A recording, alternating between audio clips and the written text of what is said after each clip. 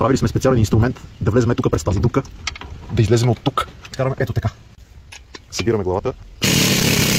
Трябва да е центрирана перфектно. Рогатките. Рамата е готова, теглича асемблиран и сега следва поставя.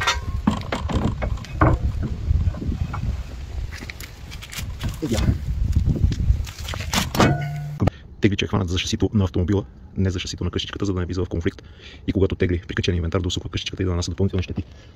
Усилен е с диагонални планки, носещата планка е с няколко супорта и връзката с резервуара за мръсната вода. Конструкцията на теглича е много сложна. Тук позволява реглажова височина.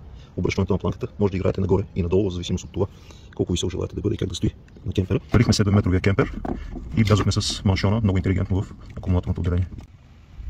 Ляв габарит, десен габарит, стоп! Спри, стоп! Ляв мигач! Десен! Гаси! Теглич е раздвижен. В случая ние сме го поставили от външната страна, градите на къщичката, защото от вътрешната страна влиза в конфликт с ресорите на автомобила. Завършихме един тежък проект, теглич на кемпер Адрия.